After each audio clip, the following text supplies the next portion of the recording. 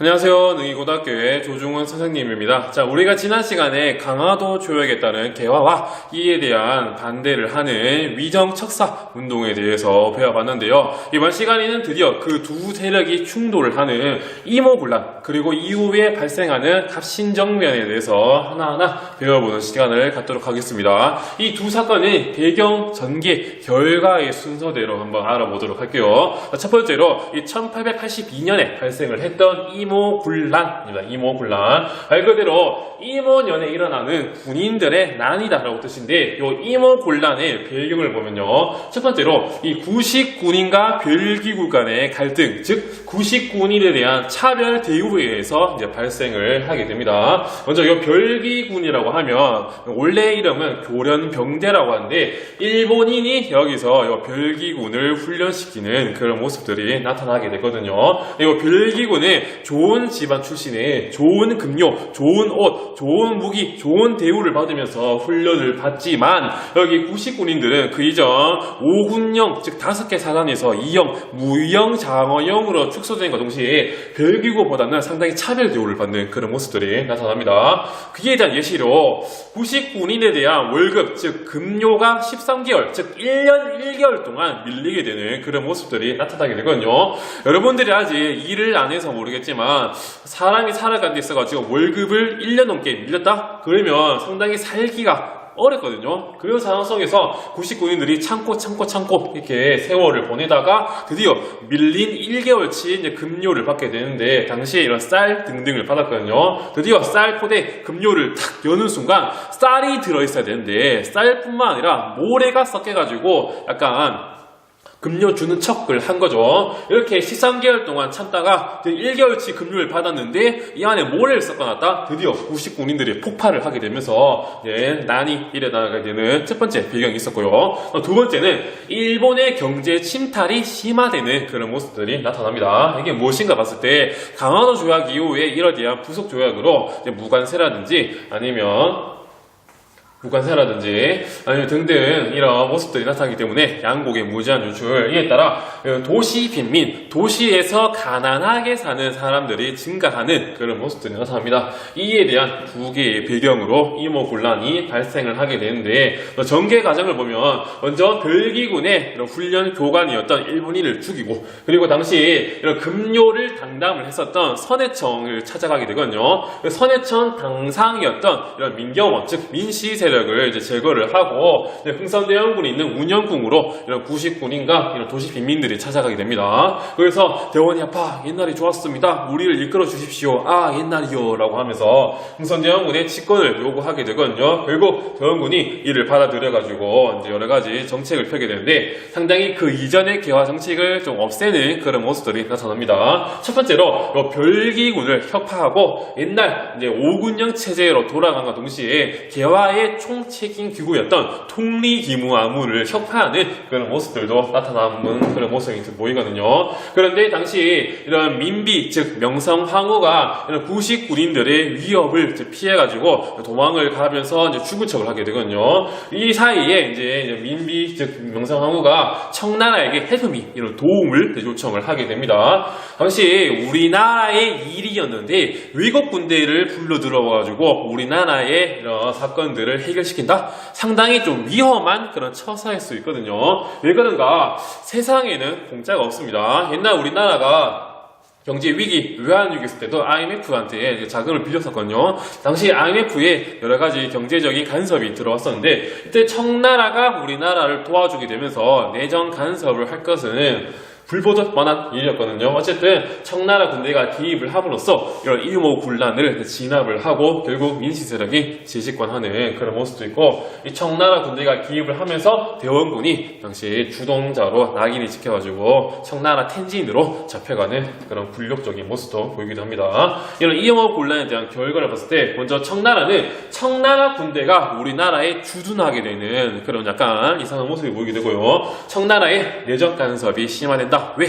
도움을 받았기 때문에. 또 하나, 또 조약을 우리나라와 청나라 사이에 맺게 되거든요. 요 조약이 이제 조청 상림 수륙 무역장정이라고 하는 경제적인 이런 조약을 맺게 되거든요. 요 안에는 무슨 내용이 들어있는가라고 봤을 때 첫 번째로 조선은 청나라의 속방이다라고 하는 그런 명칭이 들어가게 되거든요. 속방, 즉 중국에 속해 있는 지방 중에 하나다라고 하는 상당히 이상한 말도 들어가게 되고요. 그리고 한성의 양화진을 이제 개항을 하게 됩니다. 행복하자 우리 이런 양화대교의 이런 명칭을 할 수 있는 양화진이 개항을 하고요. 여러가지 뭐 치해법권이라든지 이런 굴욕적인 모습도 보이게 되고, 그리고 우리나라와 일본 사이에는 요 제물포 조약이 이제 맺어지게 됩니다. 이게 왜 그런가 봤을 때 제물포 조약이 도시 빈민가 이런 부식군인들이 화가 나가지고 일본 공사관을 불태우는 그런 일도 있었고, 당시 별기군의 그런 훈련 교관을 죽이려 했었기 때문에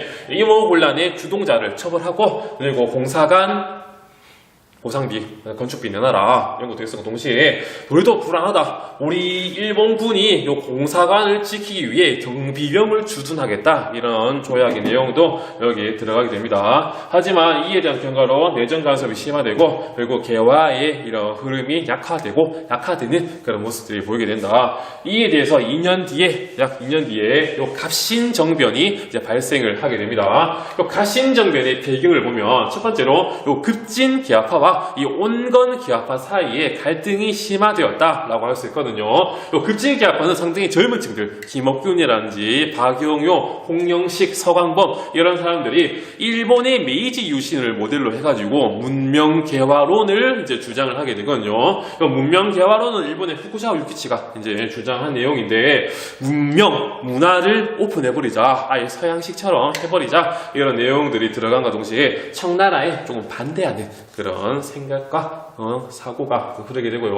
온건 개항파는 어윤중, 김홍집 이런 사람들이 이제 주체가 돼가지고 청나라의 양무운동을 이제 모델로 섰습니다. 여기서는 동도서기, 동양의 도 정신과 서양의 기술을 이제 받자라고 하면서 동양의 정신을 유지하되 서양의 기술을 이제 받아오자, 이런과 동시에 청나라한테 조금 우호적인 그런 모습이 나타나게 되는데, 마치 급진 개화파의 김옥균이 우리나라의 자금을 좀 마련하기 위해서 일본에 가서 이제 차관, 즉 약간 돈을 빌려오겠다라고 임금에게 말하고 일본으로 가게 되는데, 이런 차관 교섭이 실패하는 그런 모습이 나타나게 되거든요. 이를 이용해가지고 온건 개화파가, 아니 너 김옥균 그렇게 호언장담 해놓고 못해오냐, 전하한테 이런 장난친 것이냐, 전하를 모면한 것이냐 라고 하면서 급진 개화파의 입지가 조금은 위험해지는, 불리해지는 그런 모습도 이제 나타나게 되고요. 또 하나는 이모곤란 이후에 청나라의 내정 간섭이 너무 심화됩니다. 역시 우리나라에 들어왔던 마건상, 멜렌도르프 등등도 이렇게 고문으로 파견되는 그런 모습이 있었고요.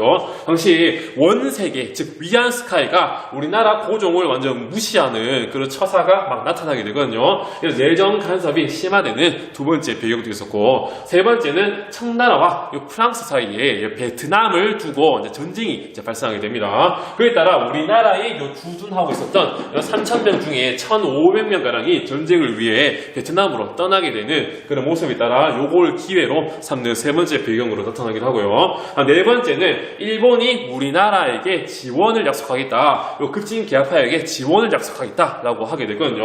역시 제물포 조약에 따라서 일본군이 공사관의 경비병 주둔이 가능했기 때문에 이를 이용해가지고 당시 일본의 입지가 약화된 것을 다시 한 번 더 강화시켜보자라는 생각에 이런 네 가지 배경에 따라서 갑신정변이 탁 터지게 됩니다. 요 전기를 보면 첫 번째로 요 우정총국이라고 하는 홍영식이 여기 총지휘자로 있었는데, 여기서 축하연이 열게 됩니다. 우정총국을 오픈하게 되면서. 그에 따라 여러가지 많은 대신들이 우정총국 축하연에 들어와가지고 막 먹고 마시고 그런 모습을 보이게 되는데, 갑자기 급진개화파 김옥균, 그다음에 홍영식, 박영효, 서광범 이런 사람들이 칼을 싹 꺼내 들어가지고 이런 당시 대신들, 미치 세력들을 막 칼로 찌르고 딴도질하는 그런 정변이 이제 발생하게 됩니다. 그에 따라 고종을 이제 보호하기 위해서 이제 창덕궁에서 경옥으로 옮기고 이제 개혁정당 14개조라고 하는, 우리가 어떤 어떤 개혁을 하겠다라고 하는 것을 발표하게 되거든요. 여기서는 청에 대한 조공 허례를, 이런 허위 허례를 조금 없애고